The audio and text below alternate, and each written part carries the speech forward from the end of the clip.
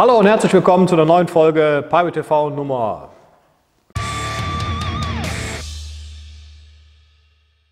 Und ganz klar, was kommt jetzt? Klar, die Vorschau.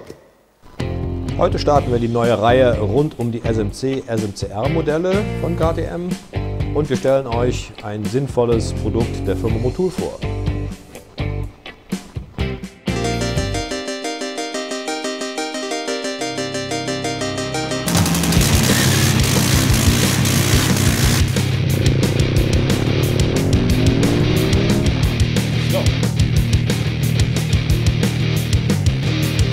Ja, also das hier die Senkung wesentlich.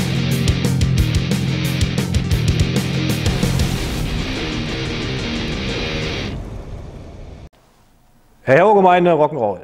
So, Folge 18 startet jetzt, aber als allererstes machen wir erstmal, beziehungsweise geben wir jetzt erstmal die glücklichen Gewinner bekannt, die in unserem oder bei unserem Gewinnspiel die ersten 3 Plätze abgeräumt haben. Ja? Und wer das war und was er gewonnen hat, das seht ihr jetzt.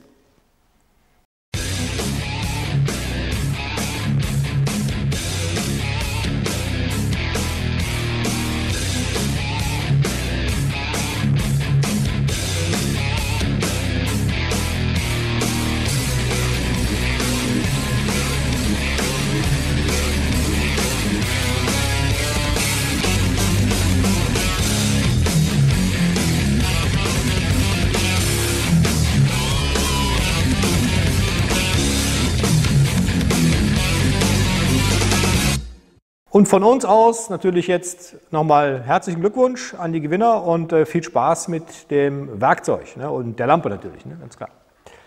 So, ihr habt in der Vorschau gesehen, was machen wir diesmal in dieser Folge? Und zwar, ja, wir werden mal mit einem kleinen, na, wie soll man das nennen, Special anfangen. Und zwar, wir nehmen uns mal die SMCR-Reihe vor. Ja. Ich weiß, das wollten viele schon lange haben. Hat ein bisschen gedauert. Ich brauche ja immer dann auch die passenden Fahrzeuge dazu. Aber ne, das erste haben wir hier stehen und ich nenne sie mal, naja, das Problemkind aus der kompletten SMCR-Reihe. Ja? Also Problemkinder sind das ja alle so ein bisschen. Ne? Die haben ja alle ihre Macken, auch die SMCs. Aber leider sticht hier dieses Modell, und zwar das Modell Baujahr 2012 bis 2013, leider immer wieder stark aus dieser Suppe heraus, aus dieser Ursuppe der SMCRs, bedingt durch halt sehr viel Schäden und leider eben halt auch durch kapitale Motorschäden. Ja, die kapitalen Motorschäden sind vielfältig, leider.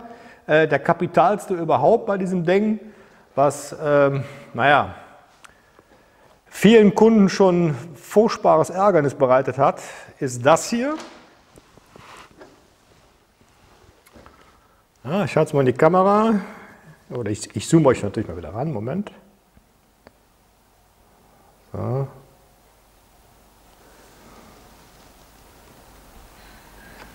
Ja. Das ist der Abriss, oh, nee, so rum, der Abriss der Getriebeabtriebswelle. Also quasi die Welle, wo das Ritzel drauf sitzt hier, ja, schert mitten durch, knack. Ja. So. Das gibt es eigentlich nur bei diesem Modell. Ich fahre wieder zurück. Hatten wir, also wir persönlich, noch mal keinem anderen Fahrzeugtyp der SMC und SMCR-Reihe, außer bei dem Modelljahr 1213. Es kann natürlich sein, dass andere Händlerkollegen das auch schon bei älteren oder bei später folgenden, bei unseren lieben Drive-by-Wire-Modellen hatten, aber wie gesagt, wir hatten es noch nicht. Allerdings hatte ich alleine in den letzten 3 Jahren von diesen Abrissen 4 Stück. Ja, und das waren immer 12er oder 13er Modelle. So, deswegen, wir gehen davon aus, oder ich gehe davon aus, das ist wahrscheinlich hier ein Härtefehler. Wie auch immer, ist ein Altbruch, kann man sehen. Ja, also es gibt hier helle und dunkle Stellen, bearbeitete und richtig hart abgerissene. Und ich habe jetzt schon mehrere Leute drauf gucken lassen, die sich da so ein bisschen mit auskennen, weil die aus dem metallbearbeitenden Berufen kommen, also Ingenieure und Konstrukteure. Und da war man sich eigentlich ziemlich einig, dass das wahrscheinlich ein Produktionsfehler im Härteverfahren ist, ne? Wahrscheinlich. Weiß man nicht genau, kann man nicht nachvollziehen, aber kaputt sind sie trotzdem. So, umso ärgerlicher ist es natürlich, dass leider vom Hersteller keine Kulanz zu erwarten ist. Das ist leider ein Drama. Und ja, die 99% der Fälle haben dann auch versucht, natürlich da einen Kulanzantrag zu stellen über einen KTM-Händler und die wurden halt alle abgebügelt, weil ja, wieder irgendwas nicht gepasst hat. Die Mondphase war falsch oder naja, ne? Also der KTM-Kunde war dann nicht genau pünktlich zur Inspektion und hat dann vielleicht auch ein anderes Öl benutzt oder. Hier werden natürlich dann diverse Gründe genannt, warum das nicht übernommen werden kann, kulanztechnisch. Es ist traurig, aber leider nicht zu ändern. Ja, das ist natürlich das Worst-Case-Szenario, wie man so schön sagt, aber es gibt noch ein paar mehr und da kommen wir jetzt zu. So, kommen wir vom großen Problemfall zum kleinen Problemchen, ja, was immer sehr gerne bei der SMCR Baujahr 12, 13 auftritt. Und zwar, das ist halt hier die Probleme mit dem Drosselklappenpoti. Ja, stellt sich meistens so dar, das Motorrad springt an, läuft unruhig auf einmal, schlagartig, läuft rauf, runter, wird immer schlimmer, geht aus, man fährt zur nächsten Ampel, dann läuft sie, Drehzahl schwanken und beim Gas geben starkes Ruckeln, Knallen, keine richtige Gasannahme und ja, bis zum kompletten Absterben. Dann macht man aus, wieder an, dann war alles wieder gut. Ne? Dann läuft es wieder und dann, naja, dann fährt man zum Händler und der stellt dann fest in seinem Tester, hier der Poti stimmt im Wert irgendwie nicht. Dann wird der nachreguliert und der Kunde fährt wieder weg und 10 Minuten später ist der Fehler wieder da, an der nächsten Ampel oder am Kreisverkehr. So, oder man kommt bis nach Hause und aller Morgen ist der Fehler wieder da. Also ist nicht festzumachen, wo das Problem liegt. Fährt wieder hin, man stellt wieder fest, der Wert ist daneben und ja, große Ratlosigkeit macht sich breit, aber im Endeffekt ist es halt nur dieser Poti, der defekt ist. Defekt in dem Sinne halt, in dem Moment, wenn hier diese Mimik anfängt zu laufen oder an zu starten mit dem Zahnrad und mit dem Motor hier drin, ja, wird anscheinend in diesem Poti, wird ja auch die Welle beaufschlagt von diesem Poti oder bewegt von diesem Poti und dann treten die Fälle auf. Ja, steckt man zum Beispiel den Motor ab, dann haut er natürlich einen Fehler raus. Ja, Achtung, ja, Drosselklappenmotor nicht in Funktion, aber die Werte bleiben dann stabil.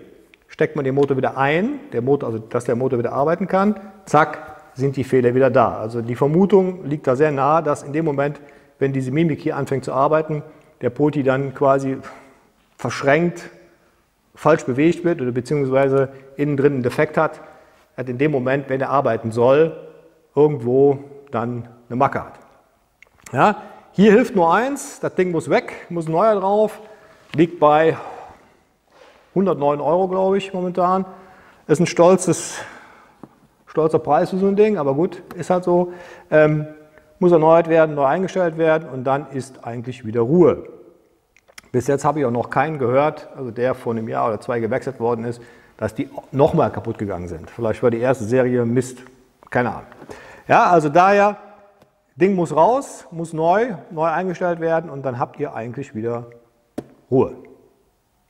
So, drittes Problemchen, ne, das kann ich euch jetzt so nicht zeigen, da müssen wir erstmal hier ein bisschen was schrauben und zwar viele leidgeprüfte SMCR-Fahrer kennen das, Probleme mit dem Kühlsystem. Ja, also permanentes Überkochen oder Überdruck im Ausgleichsbehälter, ja, bis das Ding quasi auch voll wird und es wird neu entlüftet und die Wasserpumpe geprüft und gemacht im Utan und im Endeffekt ist der Fehler immer wieder da, vor allem dann, sobald man das Motorrad richtig belastet. So. Und woran das liegt, das zeige ich euch jetzt. So, abgerupft der ganze Quatsch. Gucken wir jetzt gleich mal rein oder schauen wir uns jetzt mal an, wo denn da der Fehler saß. Und ja, jetzt geht's ins Detail. So, und hier sehen wir jetzt mal schön den Zylinderkopf von unten. die Dichtfläche und ihr seht schon, hier haben wir eine schöne, fette, dunkelbraune Brandstelle. Ja, hier hat die Dichtung sauber eigentlich getragen und hier hat es durchgepfiffen. Nehmen wir die Kopfdichtung mal dazu. So lag die drauf. Drehen wir sie rum. Und ihr seht hier das gleiche Bild, genau in dem Bereich auf der Einlassseite hat es durchgeblasen. Hier also schon, hier seht ihr immer noch so ein bisschen von der Beschichtung, hier hat es dann hier in diesen Wasserkanal reingedrückt, also Kompressionsdruck ins Kühlsystem. Drehen wir sie rum wieder, seht ihr auch hier leichte Verfärbung oder schon leichte Brandstellen auf der quasi Seite zum Zylinder. Schauen wir uns den mal an.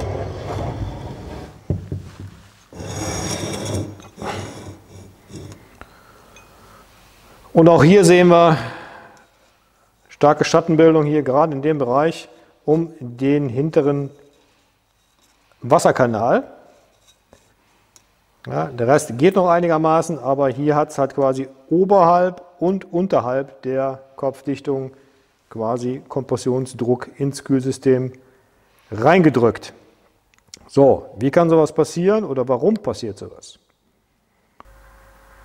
So, schauen wir uns mal die verschiedenen Kopfdichtungen an, die es für dieses Modell gibt. Ja, ihr habt richtig gehört, es gibt zwei. Und das ist halt oft das Problem, weil zum Beispiel in den Dichtsätzen sind auch beide mit eingelegt. Ne? So, schauen wir uns erstmal die an, die wir auch bei diesem Motor vorgefunden haben. Das ist also die Kopfdichtung mit der Artikelnummer, Moment, ich muss eben schauen, 750 300 36 3 mal die 0. So. Vollkommen identisch mit der kaputten. Ja, so sieht sie neu aus, so sieht sie kaputt aus. Und wir sehen hier, wo ihr den Pfeil seht, diesen Wasserkanal, der auch vollkommen okay ist, der auch dahin gehört, keine Frage. So, ihr fragt euch jetzt bestimmt, warum hier überall so kleine Löcher sind, obwohl hier unten drunter ja große Schlitze vorhanden sind. Genau wie hier, große Schlitze, aber hier nur zwei Bohrungen, unterschiedlich groß. So, das hat damit zu tun, dass man versucht, das Kühlmittel, Kühlwasser, was hier im Zylinderkopf strömt, halt so zu lenken durch verschiedene große Bohrungen, dass das Wasser auch so vernünftig in den Kopf strömt, wie der Konstrukteur dieses Motors das gerne hätte. Also die Strömung beeinflussen, so um die beste Wärmeableitung im Zylinderkopf zu erreichen. Daher ist es manchmal nötig, diese Bohrungen dementsprechend zu verschließen oder eben halt so zu konstruieren, dass das Wasser so fließt oder so den Kopf umspült, wie gesagt, der Hersteller das gerne hätte. Ist hierbei auch eigentlich normalerweise alles okay, aber wir haben leider bei diesen Fahrzeugen und auch gern genommen bei der Duke 3 oder R-Modell Duke 3 Kopfdichtungen mit der Artikelnummer 7603036 oder 36 3 mal die 0 gefunden. Und zwar, die sieht so aus. So. Und was sehen wir? Wir sehen, da fehlt was. Ne? Da fehlt ein komplettes Loch, beziehungsweise ein Schlitz. Hier fehlt eine Bohrung, da fehlt eine Bohrung. Und hier fehlen auch ein paar Bohrungsschlitze. Nochmal zum Vergleich. Ja, ihr seht, gleiche Kopfdichtung, aber mit weniger Bohrungen. So. Warum ist diese Kopfdichtung mit im Dichtungsset enthalten? Diese Kopfdichtung ist eigentlich jetzt aktuell für die 690 SMR-Modelle und also alle Drive-by-Wire-Modelle bis Baujahr 16, weil der Drive-by-Wire-Zylinderkopf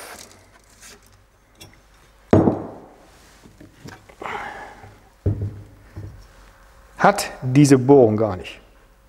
Ja? Da ist schon also der Kopf, der Doppelzündkerzenkopf, das ist jetzt noch der von dem Fahrzeug, was wir gerade gesehen haben, hat hier zum Beispiel diesen Wasserkanal gar nicht ausgearbeitet. Der ist komplett zu.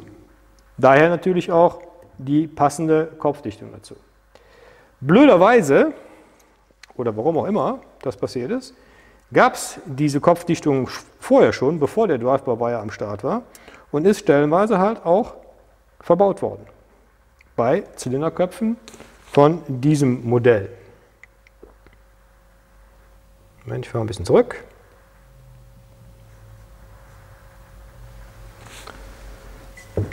So, das heißt, wir haben hier eine Verjüngung oder eine Verkleinerung des Wasserkanals oder der Wasserumströmung oder Durchströmung zum Zylinderkopf. Und hier haben wir einen kompletten Verschluss in der Mitte. Ja? Keine Bohrung. So, auf der anderen Seite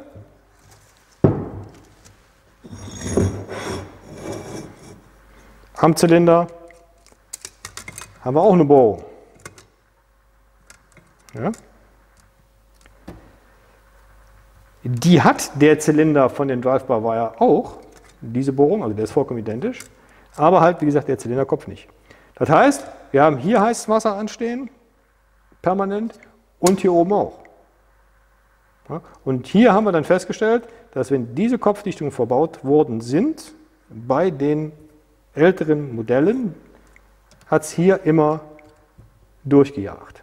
Und wahrscheinlich hier die thermische Belastung durch das Wasser so hoch war, dass hier dann ja, ein extremes Problem entstanden ist in puncto Hitze und dann hat es hier die Kopfdichtung durchgebrannt. Jetzt war aber an diesem Motor, wie wir festgestellt haben, die richtige Kopfdichtung verbaut. Mit den vernünftigen Wasserkanälen für dieses Modell. So, warum ist die jetzt durch? Können wir uns eigentlich nur so vorstellen, dass eben halt der Zylinderkopf bzw. dieser Motor schon mal einen Kopfschaden hatte. Wir kennen ja leider die Historie von diesem Fahrzeug nicht. Und hier wurde schon mal die Kopfdichtung getauscht in eine mit der richtigen Ausführung. Ja, also diese hier. Aber was man, wenn so ein Schaden auftritt bei einem 690er Zylinderkopf, ist das A und O erst zu überprüfen, ist dieser Kopf noch plan. Weil gerade diese Hitzeeinwirkung hier auf das Aluminium, gerade auf die Dichtflächen, bewirkt, dass dieser Kopf quasi sich verzieht. Oder kann sich verziehen. Daher, bevor man diesen Kopf wieder montiert, immer erstmal die Planheit prüfen. Ist der überhaupt noch wirklich exakt plan auf der Dichtfläche? Zu 99% haben wir festgestellt, fallen die ein. Also sie werden schief, die verziehen sich ganz leicht. Und dann haben wir halt hier immer ein Problem, auch mit einer neuen Kopfdichtung. Das heißt, ihr baut eine neue Kopfdichtung drauf, fahrt ein bisschen und bam, ist der Fehler wieder da. Also, heißt, habt ihr so einen Schaden, am besten Kopf ab zum Bearbeiter, einmal kurz hauchdünn überplanen lassen, dass das Ding wieder 100%ig dicht ist. So, um euch das mal zu zeigen, wie stark so ein Zylinderkopf einklappt, wenn er so einen Wasserschaden hat, haben wir euch hier oder habe ich euch hier mal ein Haarlineal über die Zylinderkopffläche drüber gehalten und eine Lampe dahinter gelegt. Na, da wo die Pfeile sind, ne, ihr seht schon, ne, ich sehe das Licht. Früher haben wir mal gesagt, da kannst du die Bild-Zeitung durchlesen. So schlimm ist es nicht, aber leider es reicht, um 10 Kopfdichtungen, die er da drunter klatscht, jedes Mal wieder durchjagen zu lassen. Ne? Also der Kopf ist definitiv krumm und muss auf jeden Fall vor der nächsten Montage komplett einmal übergeplant werden, damit wir hier wieder eine saubere, gerade Dichtfläche erreichen können. Ne? Gut, dann geht es jetzt weiter. So, damit man auch die Unterschiede vernünftig erkennen kann, habe ich euch jetzt hier mal einen Zylinderkopf eines Drive-by-Wire-Motors hingelegt, also Baujahr ab Baujahr 14 oder Duke ab Baujahr 12. Ne? Doppelzündung. Und ihr seht, wo ich vorhin schon von sprach, hier oben gibt es keine Wasserbohrung. Ne? Ich lege mal die alte oder die ältere Kopfdichtung oben drauf, da seht ihr den Unterschied. Ja? Hier ist nichts. Ja? Deswegen hier bei diesen Motoren immer zum Beispiel aus dem Dichtungssatz die Kopfdichtung benutzen, die dazu gehört. Und das ist halt, wie gesagt, die ohne Bohrung hier oben auf der Einlassseite. Und ihr seht auch schon hier, ja, die Bohrungen hier sind viel weniger. Hier sind nur 2 kleine Bohrungen. Ja, die andere hatte sogar über dem Kanal noch eine große Bohrung jeweils. Und hier unten die beiden oder die 3 Fächer komplett offen. Hier ist nur noch eine offen und nur noch 2 kleine Bohrungen. Hat wahrscheinlich damit zu tun, gehe ich mal von aus, wissen tue ich es natürlich nicht, dass die komplette Wasserumströmung von diesem Zylinderkopf doch anders ist oder anders geführt werden muss und daher diese quasi Verjüngungen in der Wasserdurchführung. So, jetzt haben wir aber unseren Zylinderkopf mit dem Schaden wieder da, oder der ist zurück vom Bearbeiter. Ja, so hier ist er. Und ihr seht schon hier, ne, tipptopp geplant. Die Ventile, ich hole die mal raus, machen wir dann immer direkt mit frisch, also quasi Ventilkegelschleifen. Ja, halte ich mal die Kamera. So. Ventile werden einmal gestrahlt und dann werden hier diese Dichtsitze werden neu geschliffen und natürlich Ventilsitze werden neu gefräst und der Brennraum bestrahlt. So haben wir die Sicherheit, dass wieder hier im Ventiltriebbereich alles hundertprozentig dicht ist. Ja, wenn wir schon aufhaben, machen wir es vernünftig und bei einem Fahrzeug, was die hatte 25.000, 26.000 schon auf der Uhr, dann machen wir das direkt mit, dann habt ihr wieder hundertprozentig Verdichtungsdruck im Brennraum. Ne? So. Und da legen wir jetzt auch mal das Lineal drüber und dann seht ihr, wie schön gerade der jetzt wieder ist. Okay, dann geht das jetzt los. So, und jetzt im direkten Vergleich nochmal das Haarlineal auf den geplanten Kopf gelegt und ihr seht nichts, also kein Licht, alles dicht. Jetzt können wir den Motor auch wieder zusammenbauen. So, jetzt haben wir wieder alles hier liegen, alles ist vom Bearbeiter zurück, alles ist fertig. Hier hängt mal ein Mikro schief. Und jetzt können wir an den Zusammenbau gehen. Zylinderkopf ist klar, neue Ventilschaftdichtungen drauf, die Ventilfedern wieder rein und dann ist der Kopf wieder betriebsbereit. Natürlich die richtige Kopfdichtung benutzen, so wie ich es gezeigt habe. Und dann dementsprechend neue Stehbolzen bzw. Zylinderschrauben verwenden. Ja? Neu, warum? Weil diese Schrauben, ihr seht, unten liegen 3, hier ist die eine, hier ist die 4. Diese Schrauben sind als Dehnschraube ausgelegt. Das heißt, wenn ich sie einmal benutzt habe und ich schraube sie aus dem Ding wieder raus, muss ich sie in eine Tonne schmeißen. Ihr könnt da der Oma noch was Schönes zu Weihnachten rausbasteln oder der Freundin, aber das war es dann dafür. Warum ist das so? Diese Schrauben werden konstruktiv extra so ausgelegt, dass sie quasi diese Wärmeausdehnung des Kopfes und des Zylinders mitmachen können.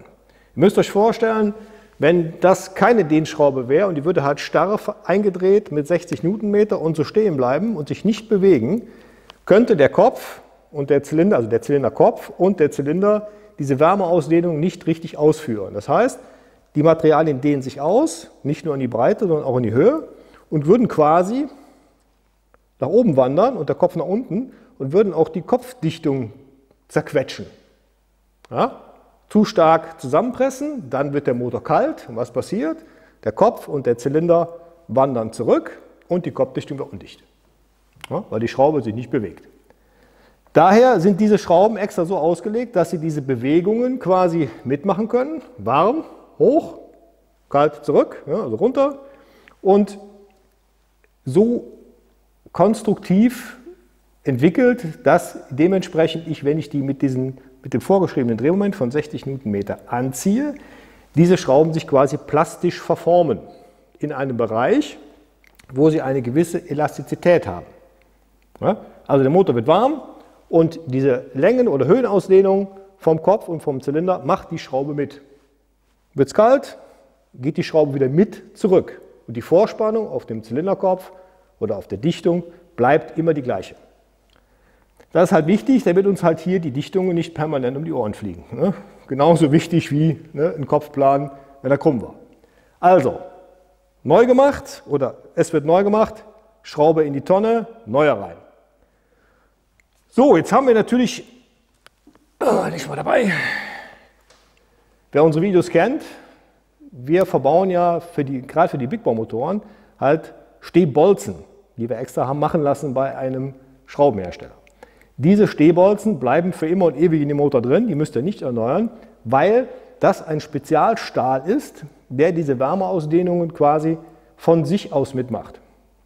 Ja, also das ist ein so hochwertiger Spezialstahl, der eben halt genau das kann, was diese Schraube kann, aber diese Schraube kann es halt nur einmal, der Stehbolzen kann es permanent.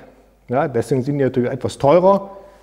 Die Schrauben kosten das Stück knapp 6 € und so ein Stehbolzen-Set von uns kostet mal fast ein Huni. Ja, also wie 96 €, glaube ich, kosten die.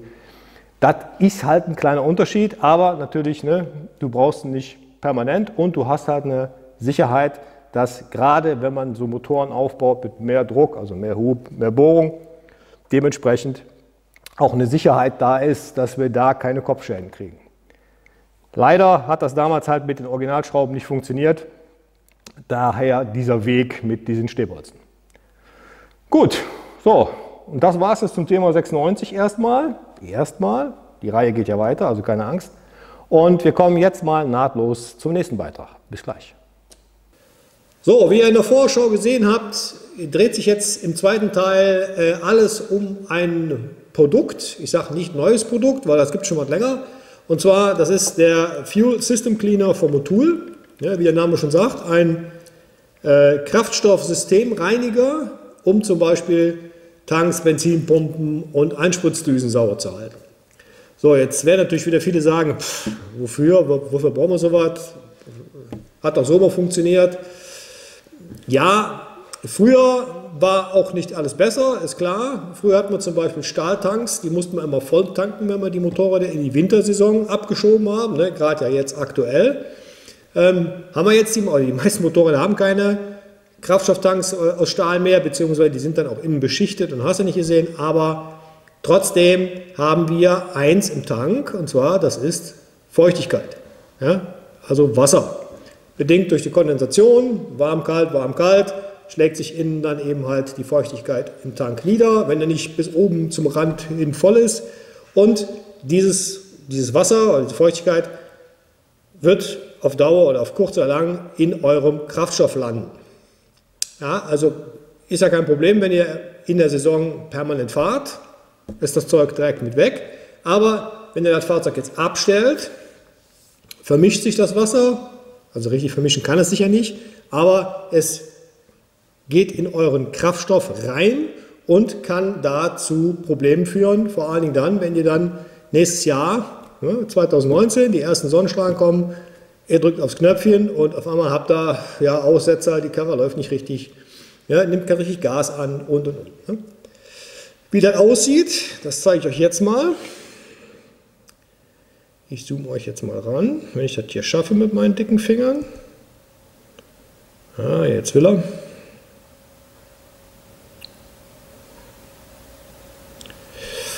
So, und um euch das zu zeigen, haben wir von der Firma Motul einen kleinen Versuchsaufbau bekommen. Das sind diese beiden Reagenzgläschen. Das eine ist jetzt noch leer, das werden wir gleich live füllen. Und das hier ist schon voll, beziehungsweise ist gefüllt mit 5 Milliliter Wasser, 5 Milliliter Benzin, also Kraftstoff, und hier sind 1,5 Milliliter Alkohol drin. Ja, dieses Röhrchen, ich mal ein bisschen zurück, da ist was nah. Na komm. So. Dieses Röhrchen symbolisiert euer Kraftstoffsystem, also nicht nur den Tank, sondern das ganze System. Und wir haben Wasser jetzt über die Zeit aufgenommen im Kraftstoff, haben halt der Alkohol ist symbolisch für euren Anteil vom E10 zum Beispiel, ja, also der Alkohol, der im E10-Kraftstoff vorhanden ist und natürlich in den Kraftstoffadditiven, die auf Alkohol basieren. Ne, sind im Kraftstoff auch mit drin, daher diese kleine Menge Alkohol und wie gesagt natürlich der Kraftstoff. Und was passiert jetzt, wenn ich losfahre?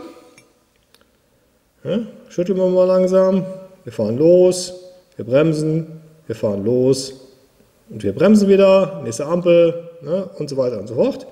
Und jetzt seht ihr schon hier, ich fahre wieder näher ran. was hier passiert. Ja, wunderschöne Wasserbläschen. So.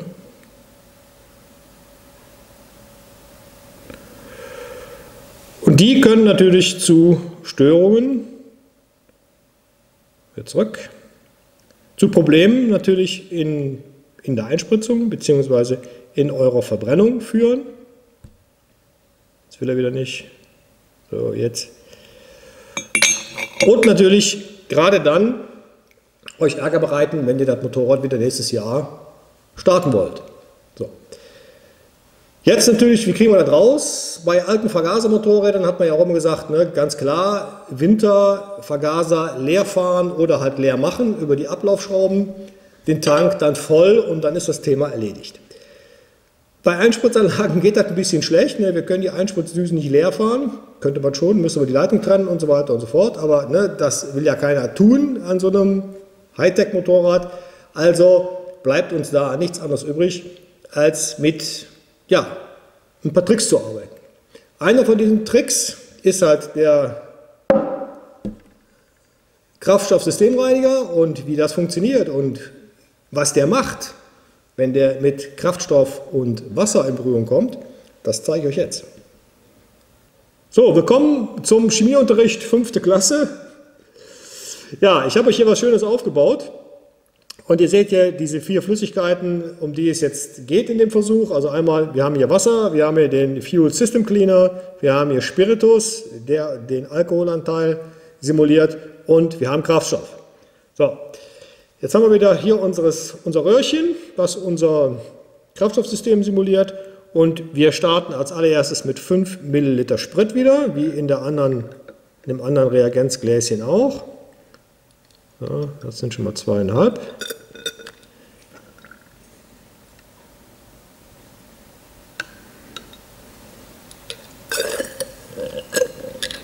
Dann kriegt die Dinger nie ganz voll hier, die Pipetten. So. Also einmal 5 Milliliter Sprit, darauf packen wir 5 Milliliter Wasser.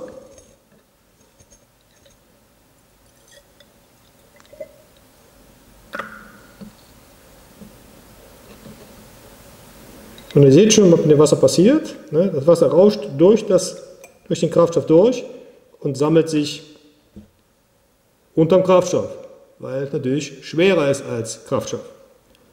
So, jetzt kommt als dritte Zutat unser Spiritus.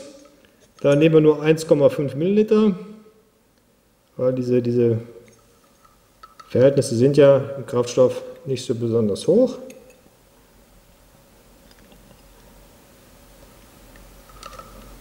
So, da kann man auch schon schön sehen, wie der Kraftstoff sich natürlich jetzt sofort zum Wasser bewegt, weil er ja auch Wasser bindet. Ja, und hier dann quasi eine Zwischenschicht bildet zwischen dem Wasser und dem Kraftstoff. So, und jetzt kommt, jetzt gütet, wie der Kölner so schön sagt, unser Kraftstoff Fuel System Cleaner rein, da auch 1,5 Milliliter. 1 Milliliter ist die Pipette, ein bisschen mehr.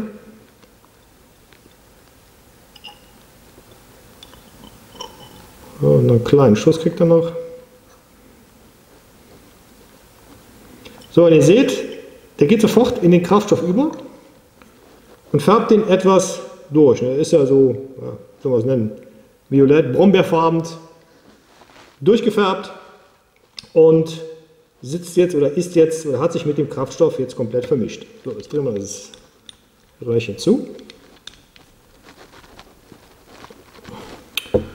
Und jetzt machen wir das gleiche wie gerade. Wir fahren los. Wasser, Alkohol, Kraftstoff und Fuel System Cleaner. Und ihr seht, das wird eine ganz homogene Masse oder Flüssigkeit. Ich fahre nochmal ran. Ja. Bildet sich als komplette, wie soll man das nennen, Einheit Nichts ist separiert, also keine Wasserbläschen sind irgendwie extra. Und was halt auch eine schöne Sache ist, wenn man das jetzt mal dreht jetzt hier, ihr seht hier, läuft so ein Schmierfilm ab, ein bisschen tiefer. Und der ist halt eine Art Korrosionsschutz.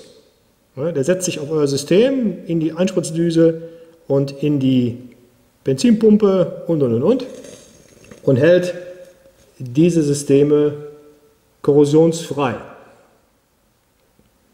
Auch den ganzen Winter lang. Ja, nochmal, da kann man es schön sehen, wie das an der glatten Oberfläche langsam abläuft. Ne?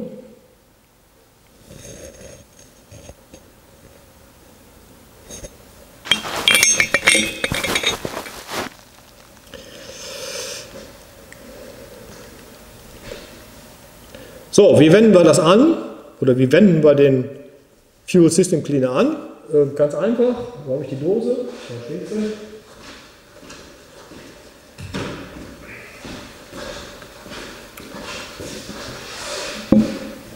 An der letzten Tour zur Tanke, bevor ihr das Moped abstellt und dann halt komplett einwintert, also aufbockt, Räder hoch, Luft rein, ne, und.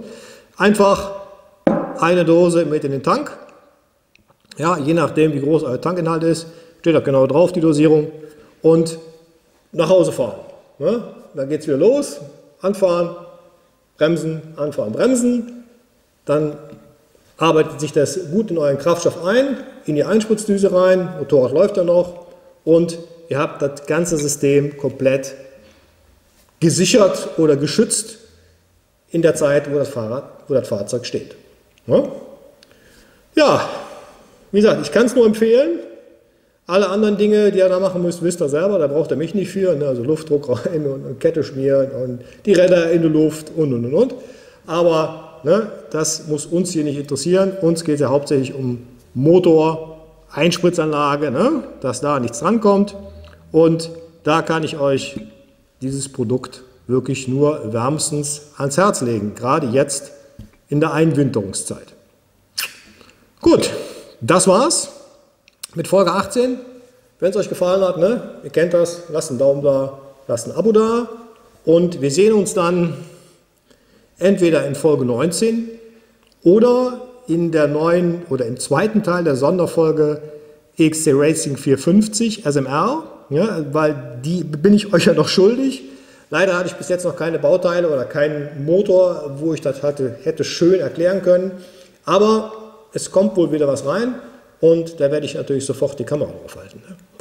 Ganz klar, und natürlich die SMC und SMR oder SMCR-Reihe natürlich wird jetzt fortgesetzt. Als nächstes wahrscheinlich mit den Drive-by-Wire-Modellen, je nachdem halt klar, ne, welches Motorrad gerade bei mir auf der Bühne steht und vor allen Dingen einen Schaden hat. Ne? Das ist ja nun mal leider so. Gut, das war es jetzt aber endgültig. Ne? Wir sehen uns im nächsten Video. Haut rein und ciao.